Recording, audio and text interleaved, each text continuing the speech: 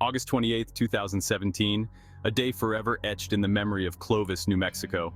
The Clovis Carver Public Library, a sanctuary of knowledge and community, transformed into a scene of unimaginable horror. 2 innocent lives ruthlessly extinguished, 4 others forever scarred by the trauma. The assailant? A 16-year-old boy, Nathaniel Jouett.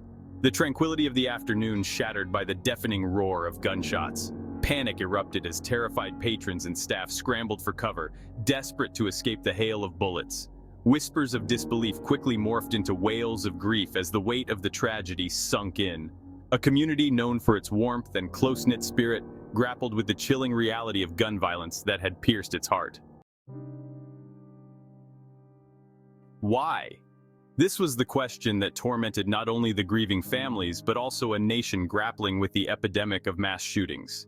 As investigators pieced together the events leading up to the tragedy, a disturbing portrait of Nathaniel Jouett began to emerge. There was a history of troubled behavior, of mental health struggles, of a young life seemingly spiraling out of control. Yet, amidst the horror, there was a glimmer of hope. The swift apprehension of Jouett at the scene of the crime offered a semblance of justice being served. The community, though reeling, rallied together, offering solace and support to the victims and their families. The long and arduous journey towards healing had begun. The trial of Nathaniel Jouett was a spectacle that gripped the nation. Cameras captured every twist and turn, every tear shed, every outburst of emotion. The prosecution painted a picture of a cold, calculating killer, driven by a thirst for notoriety. They presented evidence of premeditation, of a meticulously planned attack, of a young man seemingly devoid of remorse. The defense, however, countered with a narrative of mental illness, of a troubled teenager failed by a system ill-equipped to address his needs. They argued that Jouett's actions were not those of a calculating criminal, but of a young man in the grips of a mental breakdown, unable to control his impulses. The courtroom became a battleground for not only Jouett's fate, but for a broader conversation about mental health, gun control, and the very nature of justice itself.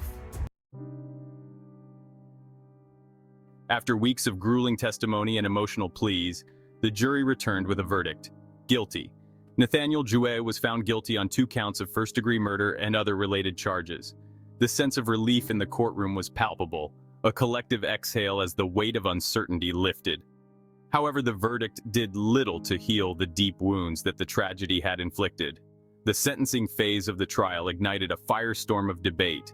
Some clamored for the harshest possible punishment, demanding Jouett be sentenced to life in prison without the possibility of parole.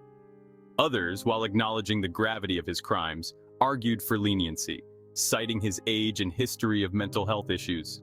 The judge, faced with the impossible task of balancing justice with compassion, ultimately sentenced Jouett to life in prison with the possibility of parole after 30 years. The sentence, while bringing a sense of closure, failed to satisfy everyone, leaving a community grappling with the complexities of justice and forgiveness.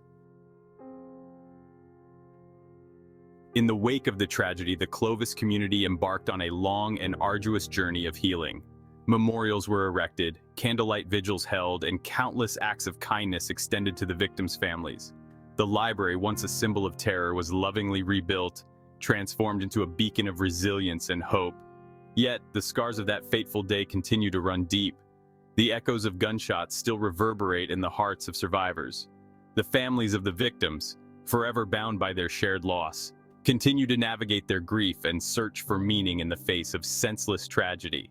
The shooting at Clovis Carver Public Library serves as a stark reminder of the devastating impact of gun violence, of the urgent need for mental health awareness, and of the long and difficult path towards healing. Nathaniel Jouett's case continues to fascinate and confound criminologists and psychologists alike. What drove a seemingly ordinary teenager to commit such a horrific act? Was it mental illness, societal pressures, a toxic combination of both? These are questions that continue to haunt us, demanding answers that may never come. Some experts point to Jouett's troubled past, his history of mental health struggles, and the lack of adequate support systems as contributing factors. Others argue that his fascination with violence, his alleged online activity in dark corners of the internet, and his apparent lack of remorse paint a picture of a cold, calculating killer. Understanding the motivations behind such acts of violence is crucial, not only to prevent future tragedies, but also to grapple with the complexities of human nature itself. The case of Nathaniel Jouett serves as a chilling reminder of the darkness that can lurk beneath the surface of seemingly ordinary lives, and of the devastating consequences when that darkness erupts.